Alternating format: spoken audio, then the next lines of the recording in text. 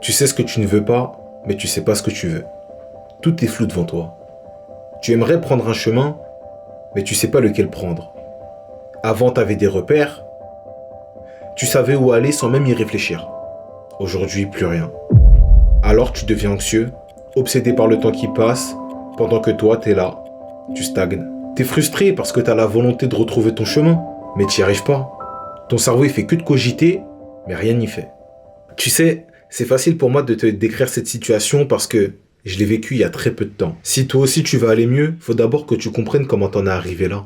Comment t'en es arrivé à te sentir perdu? Je vais parler pour moi. Je me suis senti perdu parce que j'ai eu le courage d'arrêter de me voiler la face. La personne que j'étais en train de devenir, la vie que j'étais en train de construire, elle me convenait plus. Et ça, je l'ai ressenti au plus profond de moi. Un jour, j'ai imaginé à quoi ressemblerait ma vie si je continuais dans cette direction. Je me suis dit, c'est mort. Faut que je change. Je peux pas continuer dans cette direction. Le jour où j'ai eu cette réflexion, que je me suis dit qu'il fallait que je change, que je prenne une nouvelle direction, c'est là où je me suis senti perdu. Tout était flou devant moi. Je savais plus où aller, j'avais plus la vision. Maintenant, la question c'est, où est-ce que je vais? Qu'est-ce que je fais?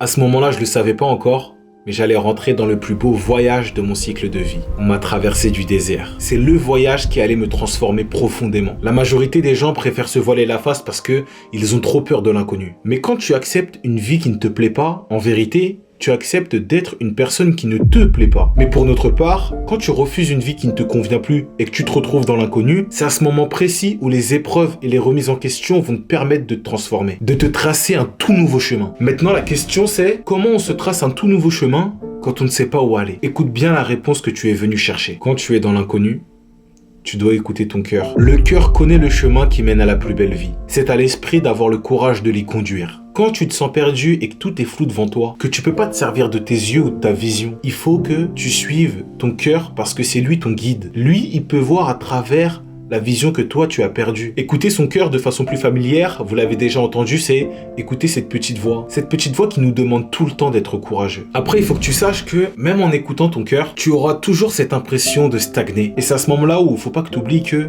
le monde, il va jamais arrêter de tourner.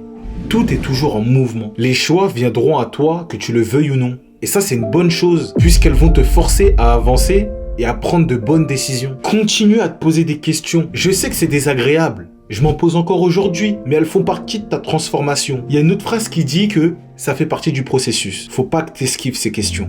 Elles sont importantes. Il y a une citation de Eugène Ionesco qui est incroyable. Ce n'est pas la réponse qui éclaire, mais la question. Plus tes questions seront précises, plus les réponses seront efficaces. Et le dernier conseil que j'aimerais te donner, ça serait de rester en mouvement, mais de façon attentive. Là, je vais pas te dire de pas scroller, d'être productif ou je ne sais quoi. Non, si tu scrolles, fais-le de façon attentive. Là, je sais, on pourrait croire que c'est des conneries, mais les algorithmes vont te montrer ce que tu aimes. Regarde ce que tu aimes. Analyse. Quand tu discutes avec des gens, regarde ce qui te fait vibrer. Quels sont les sujets qui te font le plus kiffer? Et après, essaie de naviguer à travers toutes ces informations que tu vas finir par accumuler. Parce que grâce à ces informations, c'est là où tu vas apprendre à te connaître. Après, je vais pas te mentir. La plupart du temps, tu vas rester avec des questions sans réponse. Mais d'une façon ou d'une autre, la vie va te guider vers ces réponses. Mais il faut que tu travailles sur ta foi. Parce que tout ne se passera pas devant tes yeux.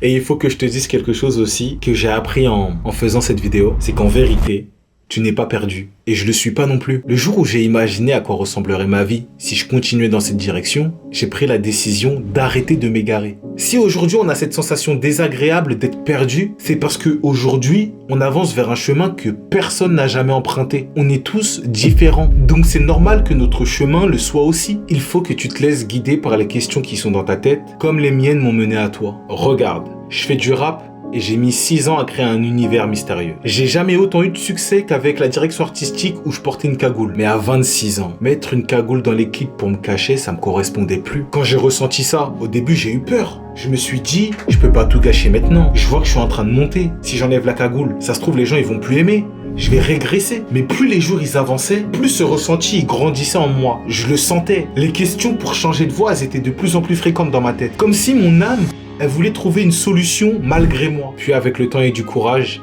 j'ai fini par sauter le pas. Et à cet instant précis, je me suis mis à voyager à travers mes questions. C'était pas très agréable, mais mon voyage de façon très courte et très résumée ressemblait à ça. Maintenant que j'ai quitté une direction qui ne me parlait plus, qu'est-ce que je fais? J'arrête la musique ou pas? Non. Je fais des clips sans cagoule?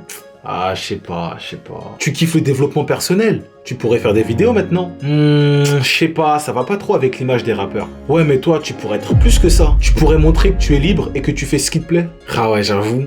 C'est une bête de vision. À voyager à travers toutes ces questions, j'ai fini par atterrir ici. Et j'en suis très fier et très heureux. Je fais de la musique que j'aime, je fais des vidéos que j'aime, je peux passer les messages que je veux et je fais ce qui me plaît. Alors fais de même. Laisse-toi guider par tes questions. Ne les esquive pas. Cherche des réponses. Te sentir perdu, c'est l'une des plus belles choses qui peut t'arriver.